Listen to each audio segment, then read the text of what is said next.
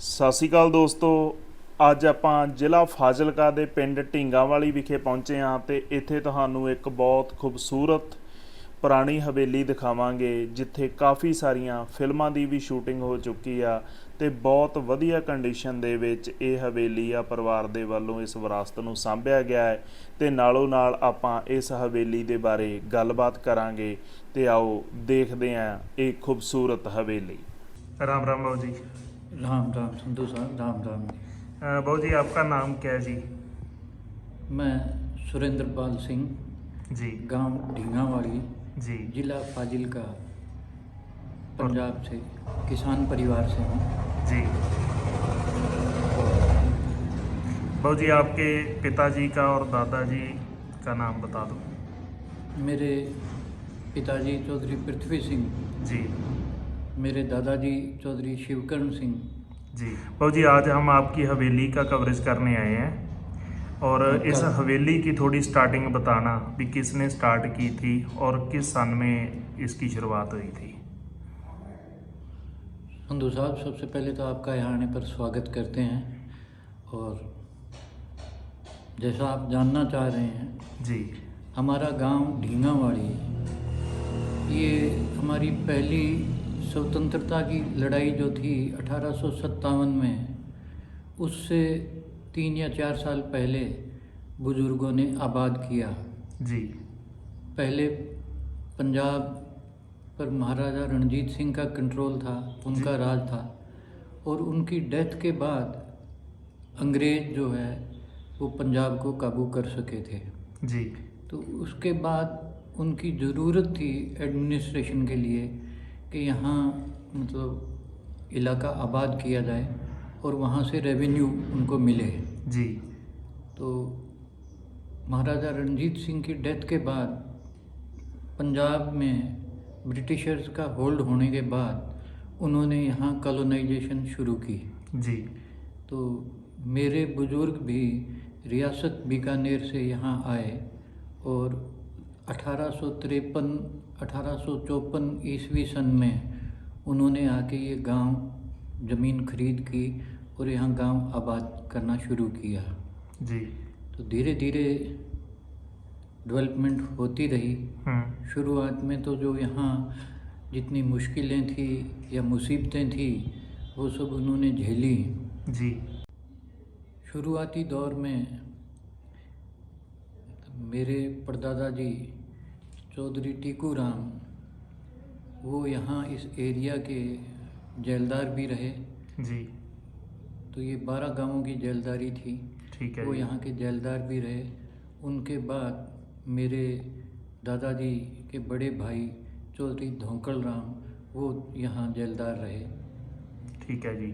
1947 में आज़ादी मिलने तक तो हमारा ये एरिया शुरू से ही मतलब खुशहाल रहा है।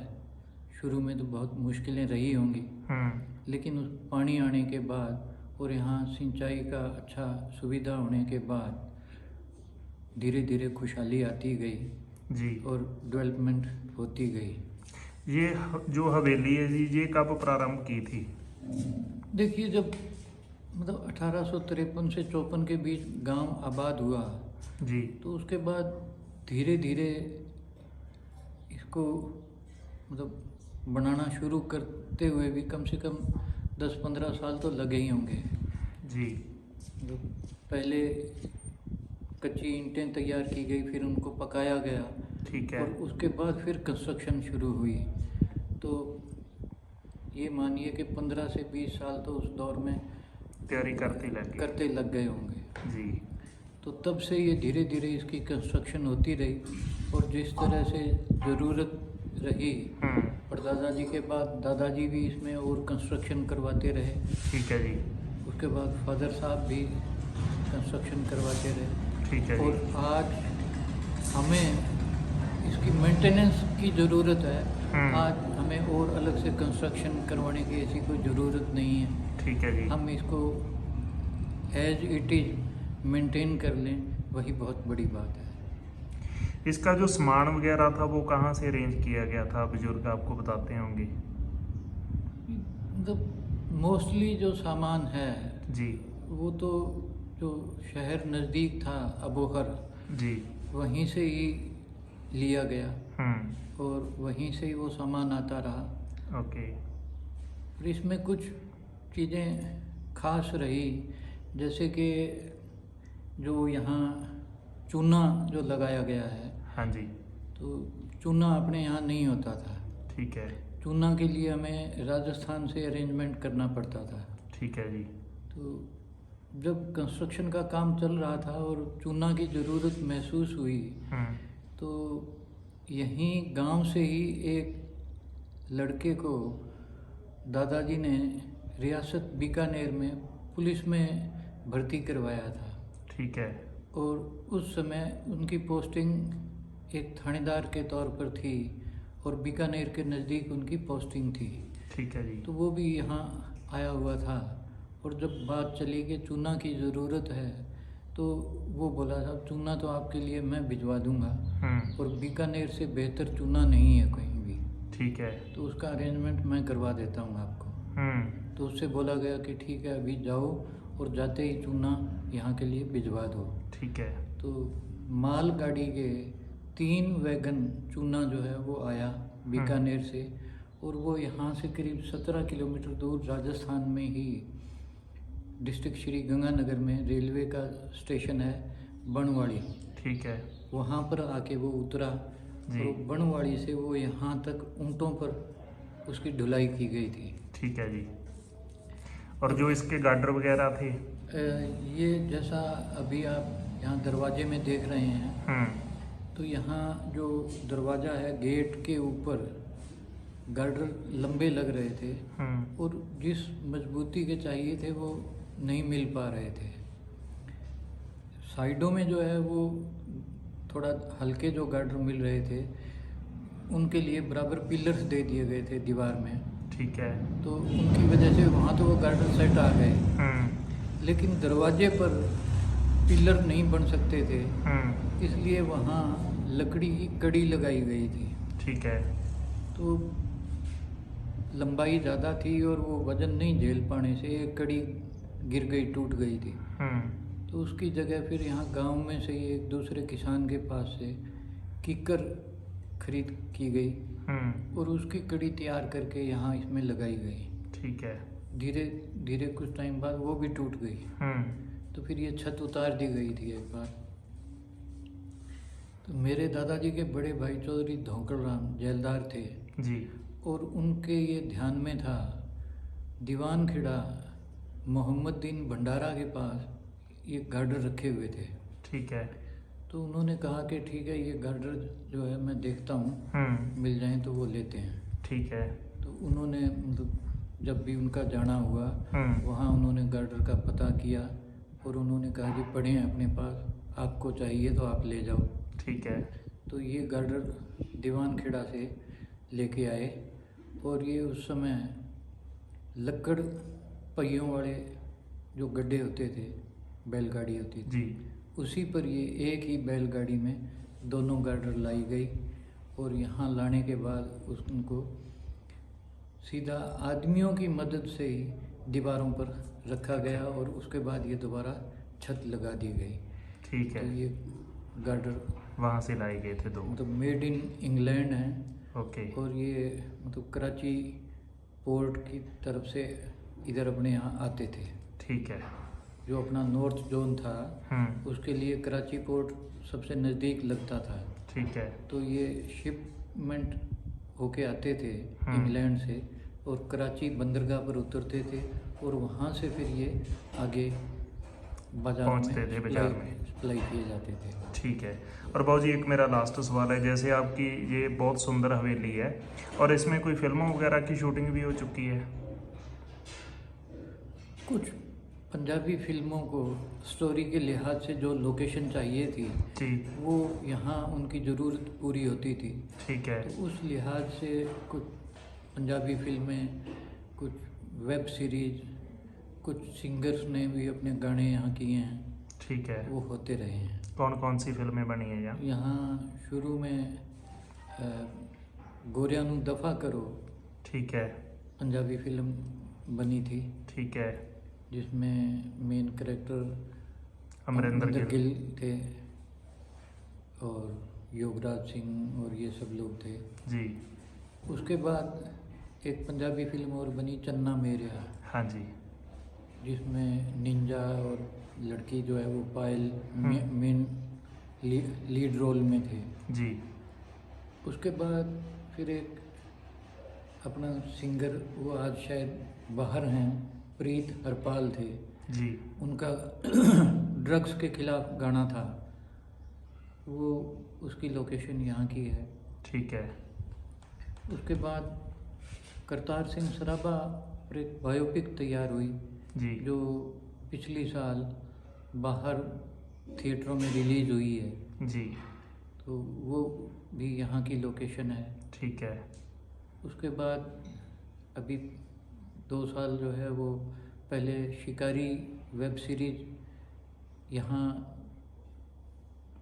लोकेट इधर ही शूटिंग हुई है। ठीक है। और उसके बाद उनकी वेब सीरीज जो है शिकारी 2 जी। वो भी यहीं शूट की गई थी। ओके। तो ये ऐसा कुछ है जो मतलब उनको पुराने टाइम का और वो लोकेशन चाहिए होती है, वो यहाँ मिल तो जाती फिर है। उनको यहाँ वो मिल जाता है। ठीक है सर, जी थैंक यू। धन्यवाद संधू सर। ਆਓ ਦੋਸਤੋ ਹੁਣ ਆਪਾਂ ਚੱਲਦੇ ਹਾਂ ਹਵੇਲੀ ਦੇ ਅੰਦਰ ਤੇ ਜਿਹੜੀਆਂ ਇਸ ਦੀਆਂ ਖਾਸੀਅਤ ਨੇ ਉਹਨਾਂ ਦੇ ਬਾਰੇ ਆਪਾਂ ਕਰਦੇ ਹਾਂ ਗੱਲਬਾत। तो बाबू जी जो अब हम मेन आंगन में आ गए हैं, जी ये सबसे पुराना है। पुराना जहाँ बुजुर्गों ने शुरू में आके रहना शुरू किया, ये वही जगह है। ठीक है। और ये पूर्व का हिस्सा, दक्षिण और ये पश्चिम का हिस्सा जो है ये मेरे परदादा जी के टाइम से बनाया गया है। ठीक है।